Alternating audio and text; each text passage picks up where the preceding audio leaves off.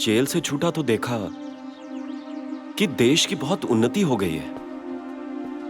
इतनी उन्नति, पक्की सड़कें भी बन गई हैं। मेरा घर कौन सा है? मेरी जमीन यहीं पे तो थी, लेकिन यहां पे घर किसने बना लिया और गेट भी लगवा दिया। लेकिन मेरी जगह पे घर किसने बनवा लिया? अरे यार, ये तो बहुत बड़ी गड़बड़ हो गई।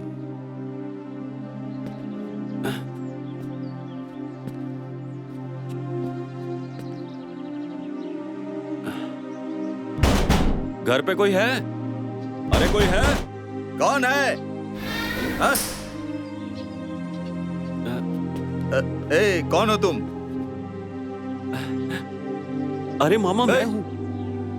तुम यहाँ पर क्यों आए हो? इस जगह पे मेरा घर था ना। अरे ये तो बहुत दिनों पहले की बात है। तुम्हारे बाप से मैंने ये जगह अपने नाम लिखवा ली थी। मामा, क्या आप सच बोल रहे हैं? हाँ, सच है। मैंने तुम्हारे बाप से ये जगह खरीद ली थी। किसके साथ बात कर रहे हो? ये कौन है? मैं अंतु हूँ मामी। अंतु? तो यहाँ पर खड़ा बात क्यों कर रहा है? तू अंदर आ जा बेटा। तो यही है हमारे अंतु भैया। हाँ। भैया अंदर आओ ना, अंदर आओ। आ जा। इतना प्यार क्यों दिखा रही हो? जाओ अंदर जाओ, चलो जाओ। इस खूनी बदमाश का मामा मैं नहीं हूँ। मामा? कौन है तुम्हारा मामा? कौन? जाओ जाओ जाओ, अंदर जाओ, जाओ, चलो जाओ। अरे जाओ अंदर। मैं किसी खूनी का मामा नहीं हूँ। जाओ अंदर, जाओ, बोला ना, जाओ अंदर। भैया आज के बाद तुम कभी यहाँ मत आना। जाओ जाओ जाओ। मामा? जाओ। खूनी का मामा मैं?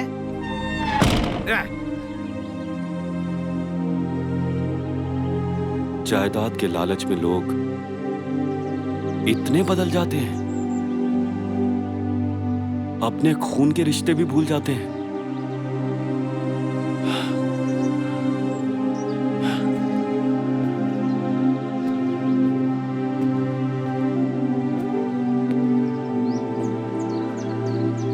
कहाँ जाऊं अब? मिलन भी ना जाने कहाँ रह गया। लो, मैं आ गया। ए भाई, तू मुझसे जेल में मिलने भी नहीं आया और तूने मेरी कोई खबर भी नहीं ली। नया दुकान लिया है तेरे रहने के लिए, ठीक ठाक व्यवस्था करके आया हूँ। और मुझे तो पक्का पता था कि तू यहीं आएगा। पता था कुछ ऐसा ही होने वाला है। चल मेरे साथ, मैं हूं ना। दो दोस्त मिलके एक साथ रहेंगे। चल दुकान पे चलते हैं। ये रही दुकान। सामने तू रह लेना और मैं रहूंगा वो पीछे। बैठ, आराम कर। अरे नहीं, मुझे मत मारो। अरे नहीं, छोड़ दो। मेरा, ये सब क्या हो रहा है? तू इन सब में मत पड़। कुछ गुंडे हैं जो मारपीट करते रहते हैं।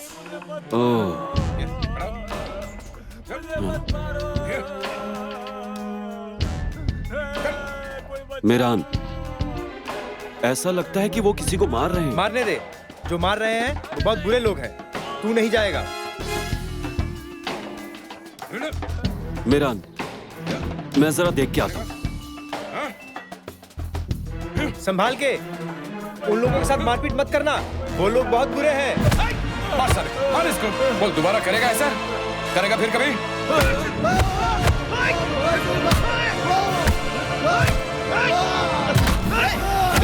ए भाई, अरे कौन हो आप लोग? इसे इतना मार क्यों रहे हो? इस लड़के ने मोबाइल चोरी किया है। तो क्या जान से मार डालोगे?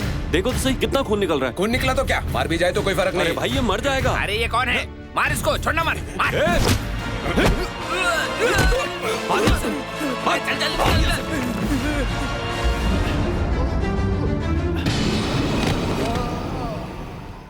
अरे अरे, ए भाई, उठो उठो उठो उठो। ए भाई, बचपन से लेकर जवानी तक मैंने हमेशा अच्छा काम करने की कोशिश की है, लेकिन जितनी भी बार कोशिश की है, अच्छा काम करने के बावजूद भी मुझे अपराधी समझ के जेल में डाल दिया जाता है। 35,000 हिसाब। क्या हुआ बेटी? जैसे आपका हिसाब बढ़िया रहता है, वैसे मैंने कॉलेज में घटना के बारे में सुनकर हिसाब मिलाने की बहुत कोशिश की, लेकिन मिला नहीं पाई। कैसा हिसाब? हिसाब ये हुआ, अंतु भैया के हमारे यहाँ से जाने के बाद हाँ सदर बाजार के कुछ गुंडे टाइप के लड़कों के साथ उनकी मारपीट हो गई थी। हाँ जिन लड़कों ने मारपीट की वो हाँ। लोग वहाँ से भाग गए। अंतु भैया को पुलिस पकड़ के ले गई है, वो हाँ। अभी जेल में है। मैं जानता हूँ, सब सुना है। वो बचपन में ही स्कूल की बजाय जेल गया था। जेल से बाहर निकलकर खून किया और वापस जेल में चला गया। इंसान का खून करने का उसको नशा हो गया है। वो एक आतंकवादी है। नहीं पापा, उन्होंने खून नहीं किया, मैंने सब जानकारी ली है। अरे तुम्हारे जानने से क्या होगा? कोयले को कितना भी धो, कोयला कभी सफेद नहीं होता।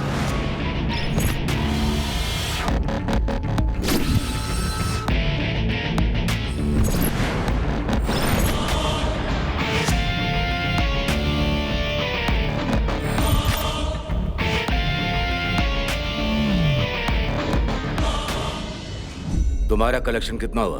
सर, स्टैंड पर गड़बड़ी होने की वजह से 2 दिन से कोई बस नहीं चल रही है।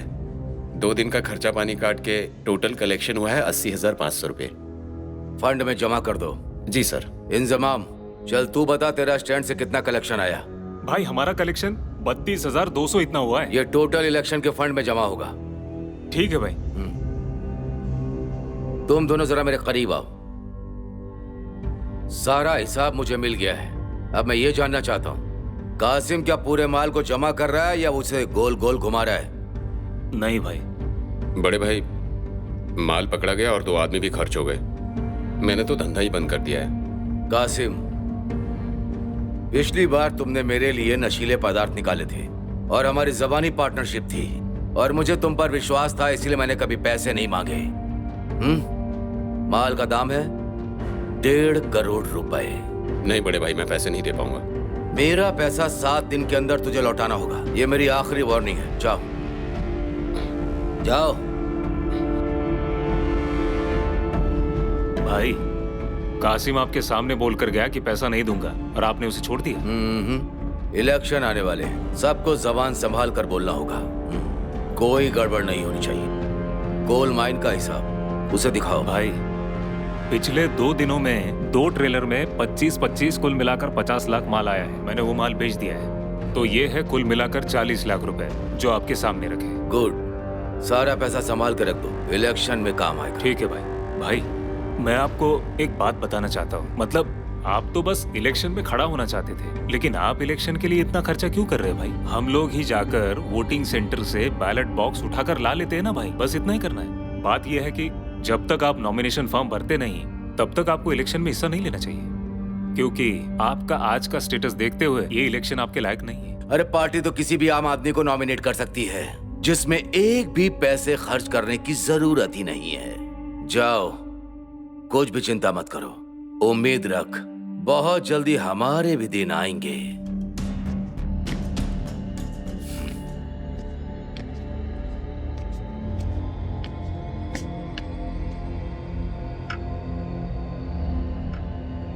गंगाराम, आज्ञा कीजिए।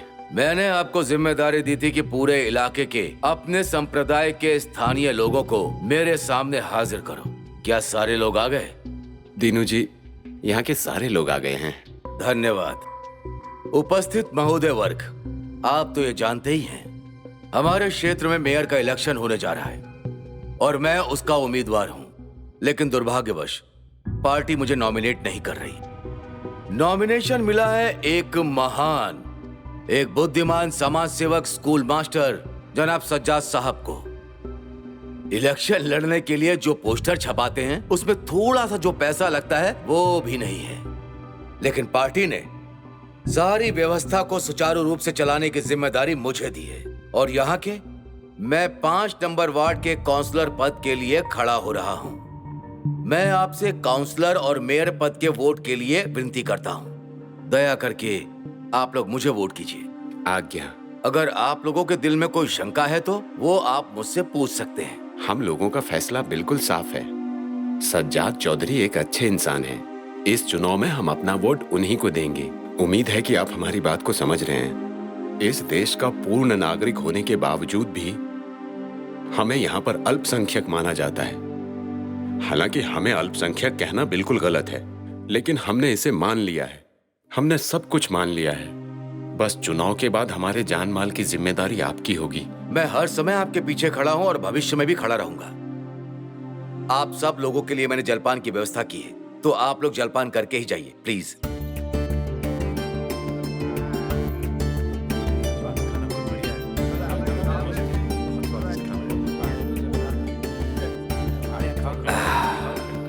अरे बैठिए बैठिए।